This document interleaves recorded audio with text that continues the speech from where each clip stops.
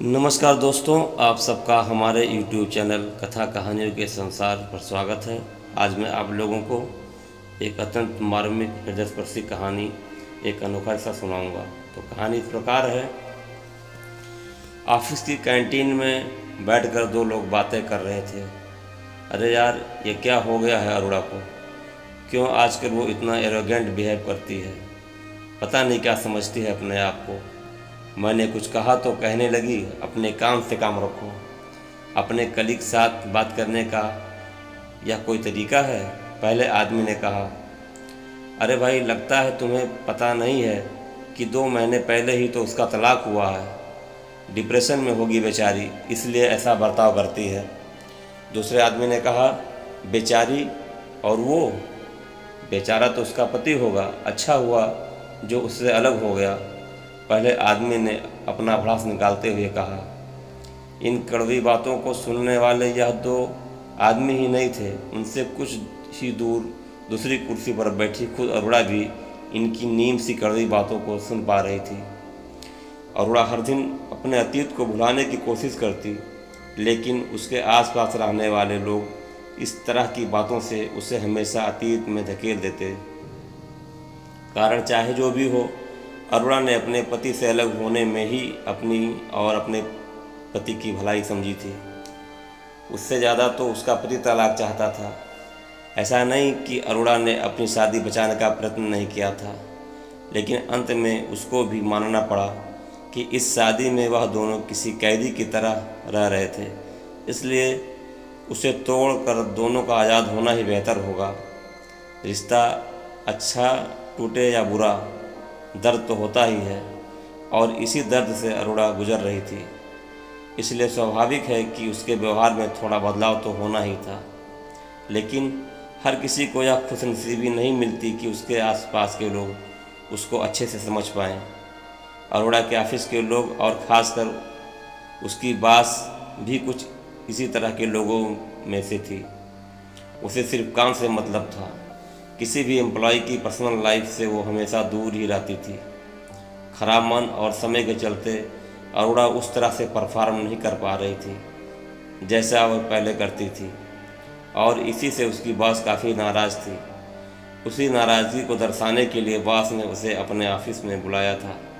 Boss उसे दिखा रही थी कि कैसे उसके परफॉर्मेंस का ग्राफ पिछले 2 महीनों के दौरान 40% से गिर गया है।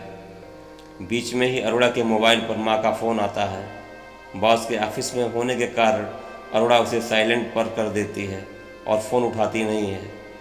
अरोड़ा देख पाती है कि इस मोबाइल की वजह से बॉस का मूड ख़राब हो रहा है। अरोड़ा ने उनसे अपनी तकलीफ़ बतानी चाहिए। मैडम, मेरे ज़िंदगी में कुछ। बॉस बीच में ही बोल पड़ी। हाँ, मुझे पता है तुम्हारा तलाक हुआ है, लेकिन तुम भी अच्छी तरह से जानती हो मुझे यह बिल्कुल पसंद नहीं है कि कोई अपनी पर्सनल लाइफ को प्रोफेशनल लाइफ में लेकर आए। बॉस अपनी बात पूरी कर पाए उससे पहले ही अरोड़ा का मोबाइल फिर से बजा, और इस बार शायद ज़रूरी काम हो सकता है सोचकर अरोड़ा ने फ़ोन रिसीव कर लिया। मैडम से एक्सक्यूज़ मी कहते हुए साइड में जाकर धीमी आवाज़ में माँ से कहने लगी, माँ, मैं बॉस के साथ मीटिंग में हूँ, 10 मिनट में आपको कॉल करती हूँ। तभी माँ दूसरी तरफ से बड़ी मुश्किल से बोल पाई, मुझे सांस लेने में। अरोड़ा को यह लगा या समझते देर नहीं लगी कि बीपी की दवाई नहीं खाई होगी, इसलिए अब उनका बीपी लो हो गया होगा और सांस लेने में तकलीफ़ हो रही होगी। पहले ही गुस्से में बैठी बॉस अरोड़ा को अपने अनप्रोफेशनल बर्ताव के लिए खरी खोटी सुना रही थी, और ऊपर से ऐसी परिस्थिति कि अरोड़ा को इस मीटिंग को तुरंत छोड़कर जाना पड़े।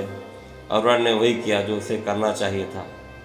वो अपने बॉस को सॉरी बोलकर तुरंत माँ की हेल्प करने दौड़ पड़ी, ये जानते हुए भी कि शायद इसके परिणाम स्वरूप उसकी नौकरी भी जा सकती है। टैक्सी में तेज़ी से घर की तरफ जा रही अरोड़ा के दिमाग में कई विचार चल रहे थे, जैसे कि कहीं माँ को कुछ हो तो नहीं जाएगा, मेरे पहुंचने तक वो सरवाइव कर पाएगी या नहीं।